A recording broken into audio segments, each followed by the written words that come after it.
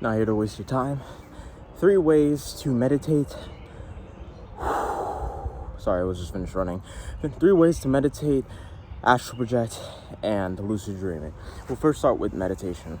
As you obviously know, if you've seen my other videos, you should already be able to meditate. However, if you're trying to get into it and this is the first video you stumble upon from me, let me help you. So the first way to meditate is actually daydreaming. Constant daydreaming allows your mind to be able to be somewhere else other than the place you are physically at. Whilst doing daydreaming purposefully instead of accidentally zoning out, you actually train your mind to be able to fixate, and also manipulate your path of thoughts. It's raining, it's cool, whatever. Second way is guided meditation, like how I usually do. I talk you through the process, and then you actually go into the meditative state purposefully. Now, another way you can also meditate is by meditating going into sleep. Again, this is the way to start meditation, not meditate in general. However, you can do these 3 things in your meditation, and they could probably come out way more easily than to a beginner. Falling asleep while meditating is also a good thing, because that could possibly link to lucid dreaming, how you would be aware of what was happening at the current time beforehand.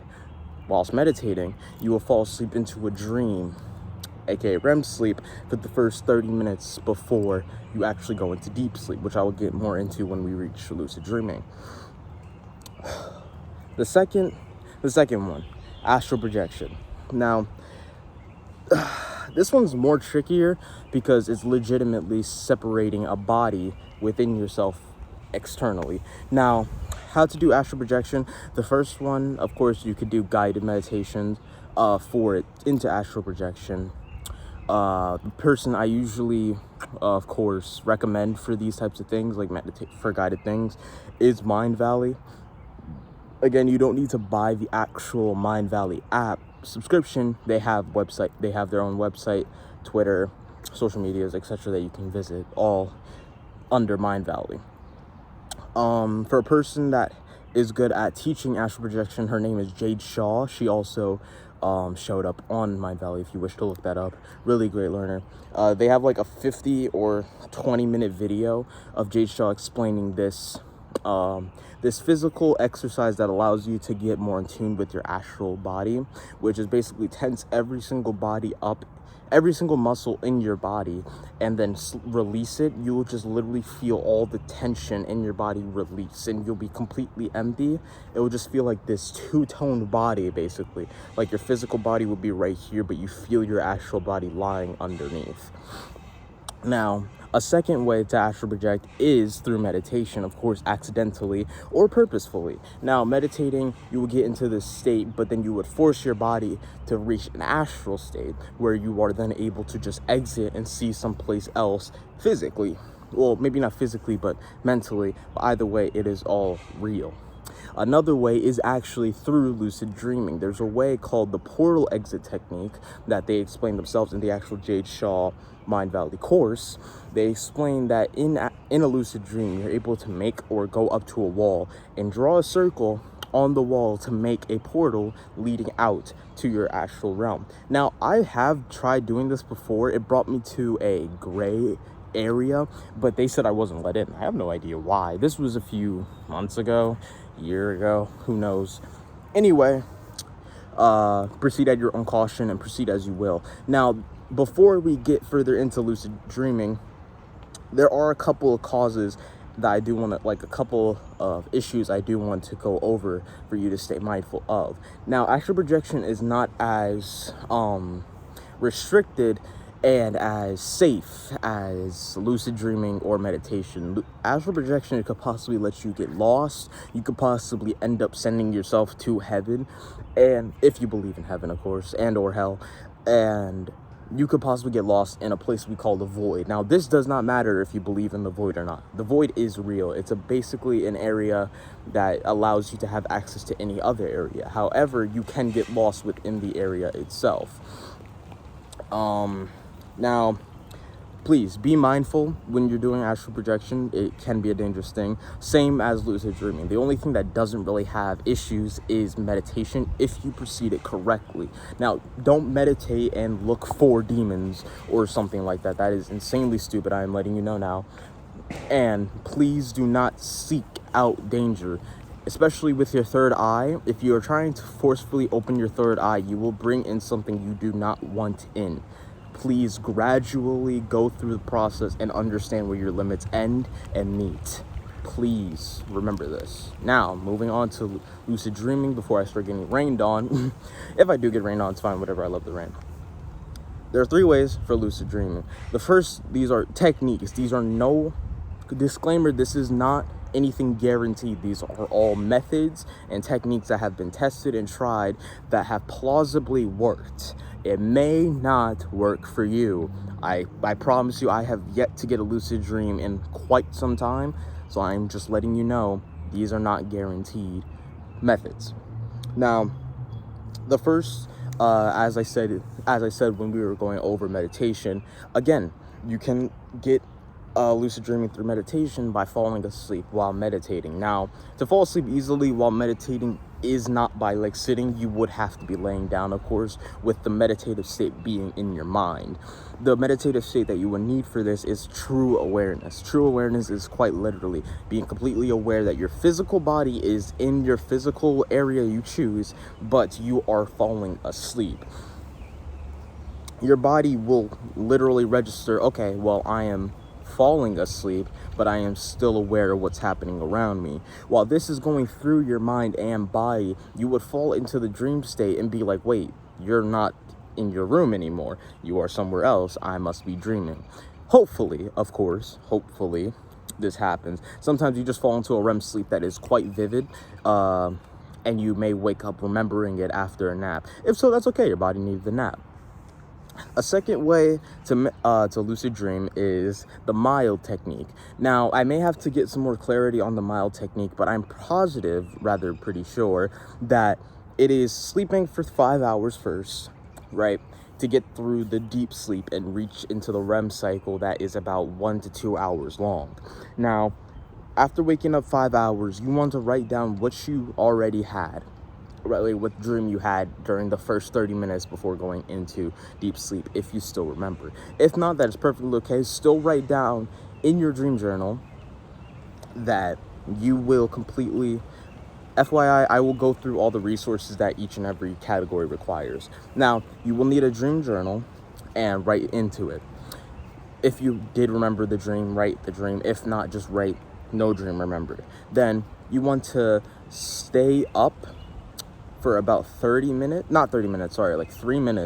or so, to get the mental, the prefrontal cortex up and running so you understand where you are at the current time. Then you want to go back to bed and repeat to yourself about 20 times that when I am dreaming, I will know that I am dreaming. When I'm dreaming, I will know that I'm dreaming. Until you fall asleep, or when you reach 20 times, then go to sleep. Now, another technique kind of similar to this one is the wake back to bed method, or WBTB. Again, you fall asleep for 5 hours, write down the dream you possibly have at the 30 minutes at the beginning. You go to the previous. Now, this one, you will also stay up for about 5 to 10 minutes, then while remembering or reading a book around the topic of lucid dreaming. Do not go on your phone. This is a disclaimer for both of them. Do never go onto your phone. Blue light does not help this. Do not go onto your phone. The only way you should, or the only reason why, is to turn off an alarm. Do not. Again, also, you want to make sure that for both of these techniques, you have the day off tomorrow, because you will be sleeping again and probably longer than where you annually wake up. Now, after the 5-10 minutes, you want to go back to bed, repeat about the same thing to yourself, and then try falling back to sleep while retaining that you will be lucid. Like, the quote that you should be saying is, when I'm dreaming, it will be lucid. When I am dreaming, it will be lucid. When I am dreaming, it will be lucid. 20 times until you fall asleep. Same thing, same ordeal. And hopefully you fall into a lucid dream. Now, there is actually one more technique, but I will talk about this after I talk about what you need required for those 3 things. I'll just go over this now. So, the next technique as well for lucid dreaming is to ask your body after either the 5 hours or before you go to sleep in general, to ask your mind and the dreamer that is in your mind, the part of your mind that creates the dreams in general, you can ask it literally in this meditative state, give me a dream with dream signs. Give me a dream with dream signs. Give me a dream with dream signs. And also, there's another way to lucid dream is do annual reality checks in real life. Basically, there are multiple different reality checks. The first reality check is taking your finger and poking it through your hand. In a dream, your finger would actually go through your hand. Another technique is clogging your nose and trying to breathe out. Clearly you can, but in a dream you will be able to. Same with your mouth. There's another one as well as pulling your finger to see if it will go any farther. Literally in a dream, in a dream, the finger would actually extend a lot longer. Now, those are three different loose reality checks. You can also look up a lot more, or if you stumble upon another one, do let me know. Now, the things that you need for lucid dreaming, astral projection, and meditation. The first one we'll go through is lucid dreaming, because we'll go backwards, right? I have no idea why people are doing this. The first one, lucid dreaming. You would need a dream book, like a dream journal, a quiet place to sleep, of course, and you want reality checks. This is definitely a given. You want reality checks. You kind of need reality checks, because reality checks confirms if you are in a dream. Now, reality checks are annual that you have to set yourself, like during a certain circumstances. Like, example, whenever you walk outside, you do a reality check. Oh, am I dreaming? Yada yada. Jesus. Dream journal allows you to remember your dreams, as well as the dream signs that you had in other dreams, allowing you to catch them easier if they reoccur. Now, reoccurring dreams are also not as common, but that does not mean they don't happen at all. There are many times that I've fallen into a reoccurring dream and gotten lucid from, but that wasn't previously lucid.